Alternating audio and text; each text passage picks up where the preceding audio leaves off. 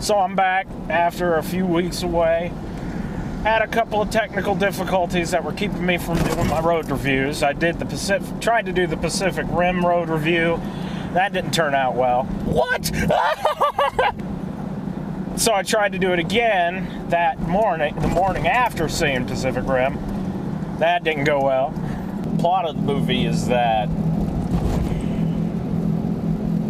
I'm tired. What? And so I tried to do it again later that afternoon. That didn't go well.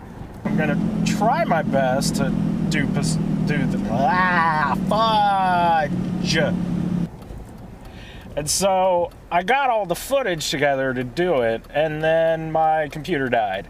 And I didn't have access to my computer for about a week and a half. So it ended up being 2 weeks after when I was able to actually upload the road review of Pacific Rim. And it's already time for me to go see something else, so I just decided, screw it, I'm not gonna upload it. I just got out of the theater, just finished watching the Wolverine, and it definitely took that terrible taste out of my mouth from X-Men Origins Wolverine. Hugh Jackman has done this now 6 times, whatever. He's done it enough times that he has that character down.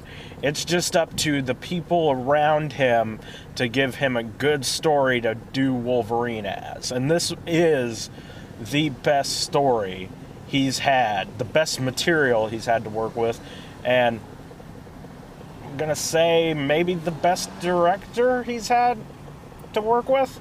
I know people are Bryan Singer purists and are excited for him to be coming back to X-Men doing Days of Future Past, but James Mangold did an incredible job with the Wolverine. So the plot is, Wolverine has been forlorn and bereft and in a massive state of existential ennui after killing Jean Grey at the end of X3, The Last Stand.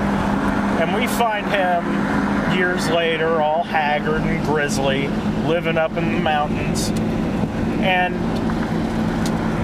a man from his past calls him back to Japan before he dies and tries to take away his healing ability and give him the death he has so wanted. And Wolverine has to pop the claws one more time. A guy who has metal claws in his hands and has the ability to heal himself it leads to a lot of violence. There are so many X-Men stories where he's just there with his claws and fighting with the claws, but it could lend itself to some pretty bloody, graphic stuff. And there are a couple of times in this movie where he pops the claws and stabbing people and screwing them up. And that's the way it should be. He should be running around, popping the claws, getting shot at, stabbed, all kinds of stuff, and healing and slashing away with the claws. And this was the best version of that.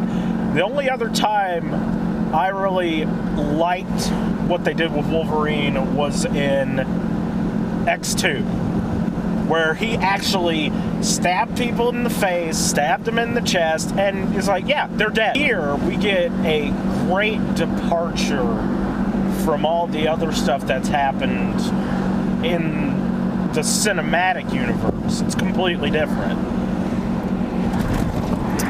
Out of all the X-Men movies so far, the 5 or 6, I still haven't figured that out.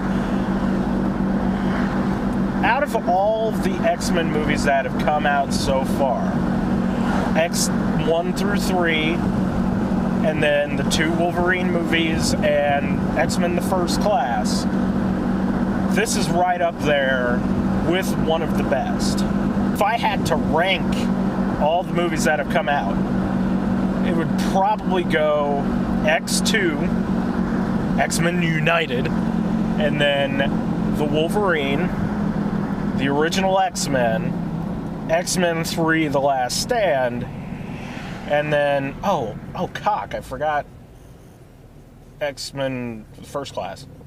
if I had to pick with all 6, it would go X2, X-Men United. Got to do that with the subtitle. And then the Wolverine, X-Men the First Class, the first OG X-Men, X-Men 3 The Last Stand, and then X-Men Origins Wolverine. So, this has been a good summer of movies. Pacific Rim was fun. Even, like, White House Down. Yes, I did go see The Lone Ranger, and as you know, I hated it. But there have been some great things coming this summer. Even Man of Steel. Like, it was alright. It was good. I liked it. So is the Wolverine worth your time? If you like superheroes, if you like action, if you like fish out of water gaijin stories, kind of like Fast and Furious Tokyo Drift, or anything else where it's someone transplanted in a place they don't understand, you would get a kick out of this. If you feel like you were burned by some of the other mutant movies that have come out, this will be the redemption. It's full-on action, a great story, and Jackman's jacked. Like, holy crap. Like, it's all good and worth it. I would definitely say go for it. And I'd also say go in the morning, because I ended up spending $13 because I went and saw it in 3D. You don't even need to see it in 3D. That's not worth the surcharge. Next movie I'm really excited for is Elysium, with Matt Damon, from the director of District 9. That looks good. I'm excited for any kind of awesome-looking sci-fi. Also, next Friday, the world premiere of Sharknado. The next Friday is the world premiere of Sharknado in theaters. So I may go see that. So this is Patrick Barker with the Parallax View. This is road review of the Wolverine. Go for it. Go to the movies.